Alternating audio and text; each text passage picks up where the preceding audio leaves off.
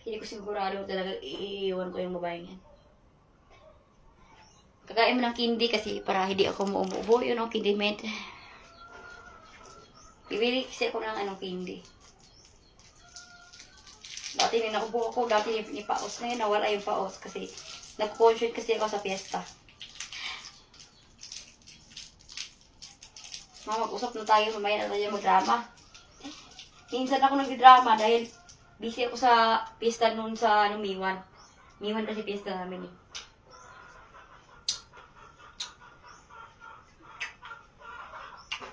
Alam mo yun ha. Alam ko yung guys, mga idol. Lodge pala yung tawag natin. Nakalimutan ko yung Lodge. Welcome to Boy Talks. Pero gusto ko sumali sa talks doon sa TikTok. Kaso lang, nabibisi ako sa YouTube at sa Facebook eh. Upload lang ako sa Facebook para sa YouTube. Pero late kasi upload ko eh. Kaya alam ko yung pag-upload niya, limit. Kaya ina-upload ko yun yung isang cellphone. Tekno. Ma-upload naman to yung Tekno, kaso lang maano siya, mapuputol. Baka sobrahan siguro sa video. Hindi naman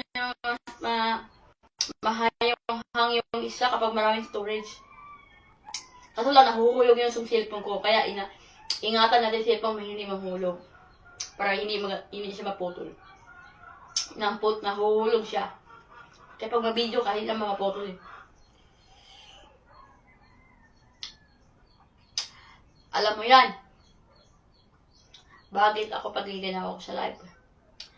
Para sumikat ako sa live ko.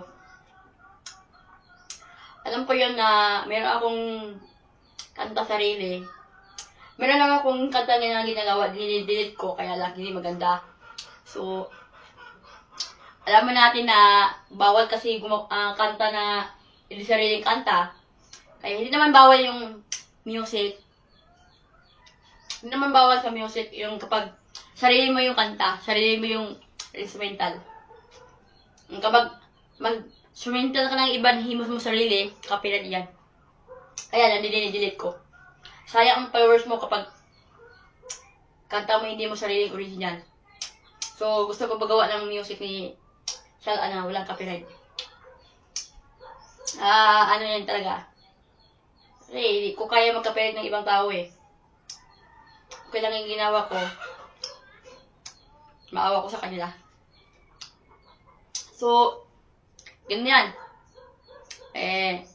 Pero siyempre, kung gusto mo yung gumawa ng sariling kanta, magkanta ka lang. Kanta ka na ng sariling kanta para di ka mahirapan. Gumawa ka ng sariling audio. Mahirap kasi hindi ka gumawa ng sariling audio eh. Mas maganda talaga sariling kanta para walang masama. Sabi nila kapag hindi mo sariling kanta, masama na yan. O gumawa ka ng kanta. Okay lang yan. Basta gumawa ko ng kanta. So kahapon, maingay kasi yung motor, galit so mga maingay na motor dahil ayaw ko marinig yung motor sa Facebook page kasi baka makapired ako. So hindi naman tayata, sinatry ko maingay. Sa TV lang po, hindi pwede. Ano yan? So, sarili naman ko yung sarili naman yung original ko. Sana huwag mo yung kapired kung maingay yung motor kasi boses ko naman yata. So, sa original talaga, kumuha ko ng original na kanta. Na-miss ko yung kanta ko ng tutunay. At saka uminom ka ng kape. So, doon lang sa Facebook page, hanapin mo yun ni Salat, pero hindi ko na kasi ang dami ko yung kinanta ng inom ka ng kape para hindi umuuhaw. Pero hindi ako naririto kasi ako, nakalimutan kasi ako. Mahirapan ako. Kaya lang noon talaga nahirapan ako sa kalisod. Bisaya kasi ako guys ha. Si Salat taga Cebu eh. May kat pa siya ng Bisaya.